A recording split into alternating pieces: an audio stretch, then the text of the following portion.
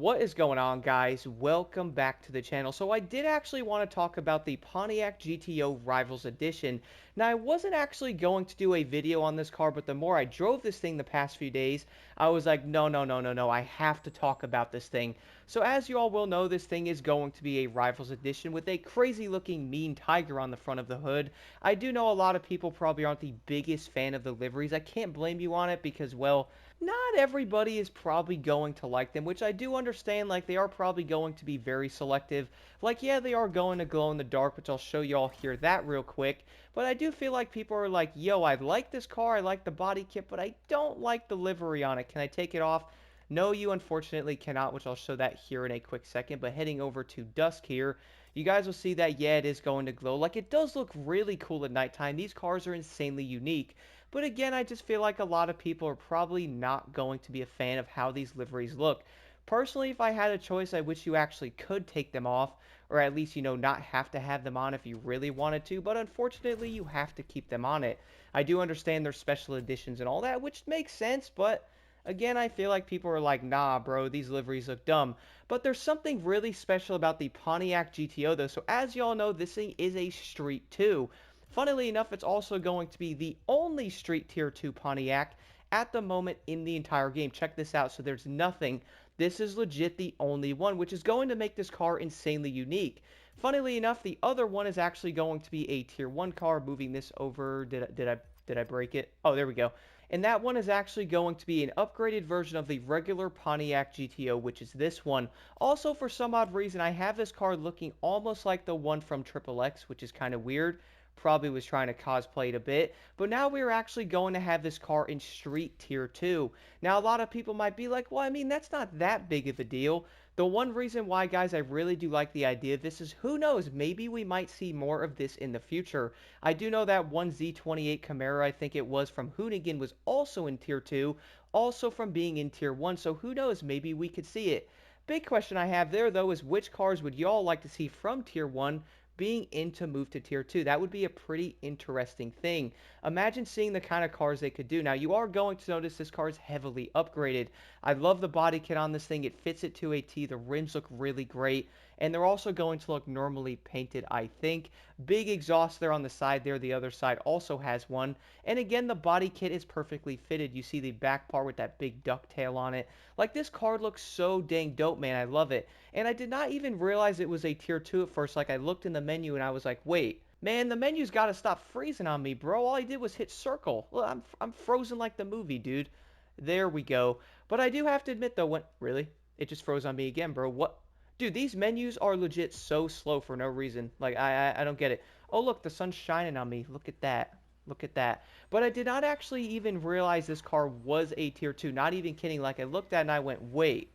This is a Tier 2 car, bro? Wasn't that a Tier 1? Surely enough it was, but it also made me think maybe they might be doing this as a trend in the future. Like, who knows what we might end up seeing. You know what, bro? I should probably go... Yeah, let me go this way. So as always, though, I am going to do a quick top speed run with the GTO here. Now, funnily enough, you all know how I was saying in the previous videos that, well, the M5, I really do like that car a lot. Also, the Alfa Romeo Giulia is also really great. But I have to admit, man, there's something about this GTO that I really do love. Now, part of that could probably be me loving old classic cars a lot compared to the new modern cars. Yes, I am weird like that. But I would say people are probably going to drive this thing and go, yo, this thing is pretty sweet, man. Not only is it going to handle really well, even on stock pro settings, but I also think this car is going to be insanely quick. Now, you all do know the other GTO is not a 6-speed. This one is going to be, which probably had to be for its speed and all that. But here, let me, speaking of speed, let me see what I can get to after I get around this quick turn right here. Let's hit it. Okay, 245, man. 244, that's actually really quick. That's faster than the Giulia and the M5. That's kind of funny. And that's the thing, though. Like, when I first jumped into the GTO, I was going to myself, I'm like, man, this car is going to be terrible. Look how, like, it looks weird. Probably going to handle funny. But no, this car is legit the complete opposite. Not only does it handle really well, this thing looks pretty dang awesome, even with that insane livery. But it really does have some pretty dang good performance. Ooh, a crate. Should I grab it? Nah, I'm not going to grab it. But what I am going to do, though, is head over to the Made in Japan Volume 2. Let me go to Rivals. And guess what we're going to do, guys? We are going to race, let's race Speedbolt. Head over to Fast Travel to that. Hopefully I can find them kind of quick. Now, I would say a lot of players are probably looking at the GTO. Dang, that was quick. Let's do it real quick here. Okay, perfect. So we have an 11-mile race. Whoa there, Van. Anybody else notice the traffic being like extra Grand Theft Auto-y now, or am I imagining things? I legit feel like the traffic probably came from Los Santos after this update even more. Like we all do know they couldn't drive, and also I can't drive, but luckily neither can the AI. My goodness, y'all see that? Yep, I'd be doing the same thing with that emoji. But I do feel like the AI in this game really are something after the update. Like, I do know before they'd randomly turn in the middle of the road or, like, stop and stuff, but now we legitimately have limos and stuff stopping in the middle of the road like they lost a client, or the client flew out of the car, and they're like, yo, yeet, and they try to go pick them up. It just doesn't make sense. But when I first was driving this car, though, I really thought it was going to be terrible. I have to admit, guys, if you do not like the GTO, or you probably looked at this car and went, man, the GTO is terrible. I'm not even going to drive that thing. Legit, drive this car, guys. You are not going to regret it. I love the way this car handles. It looks so dang cool. Now, I do understand, again, that a lot of people do not like the liveries or the fact that you can't take them off. But you know what? It's kind of grown on me a bit, though. You can take the actual underglow off the car if you want, so you don't have to worry about that. But you will have to leave the main livery on the vehicle, unfortunately. But I have to admit, though, going through and doing some of the events and all that, now I have been starting to farm some of the playlists in the main, like, custom. What in the... That car just spawned out of nowhere, bro. I have been farming the custom mode a bit because I do have a video plan on my honest thoughts on that, and I have been running this car. I've legit been having such a great time driving this thing in different events. It's actually really fun. And I would say having some of these Rival Edition cars was something the game really needed. Like, they are going to be a tad different. They look insanely unique. Now, I do understand that they're probably going to be the type of thing that most players might unlock and go, yeah, those are cool, but, like, I'm not really going to use them. Funny thing is, I would actually say this right now, every single Rivals Edition car that I have driven seems to be better than the regular counterparts. Like, I really do think that. Funny thing is, the GTO is also going to be a Tier 2 now instead of a Tier 1, which is a huge plus. The reason for that is I feel like a lot of people don't even use Tier 1 vehicles. And you know, that was something I wanted to ask you guys. After using the GTO a bit and seeing this car being in Street Tier 2, it is legit so much better as a Tier 2 car. Like, it's legit a lot better. If you actually look at the Tier 1, I feel like players don't even run them. And that was actually something I have been thinking about a bit, especially after driving this GTO. Is anybody else wondering, like, do you all actually think the Tier 1 class is really good or, like, isn't even viable? I feel like most players don't even run the cars in that class, for one, probably because they're too slow, but also I feel like everybody's running Tier 2 cars anyway. Like, I do understand they wanted to separate them, and in ways I do understand that many of those cars probably wouldn't be a Tier 2.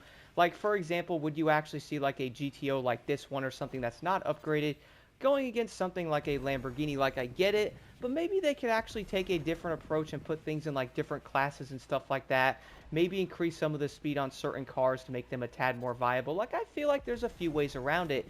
And with seeing that with this car right here and also the Hoonigan Z28, I really do feel like, guys, we're probably going to see more of this in the future. For me, though, if you're wondering if you should try out the GTO, definitely get this thing, guys, and drive it. My goodness, I love it.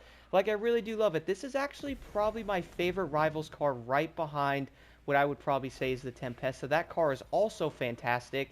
Handles great. It's going to be a really fun hypercar. It lacks in top speed, but at least the car is going to handle great, and it's also decently fast for the most part.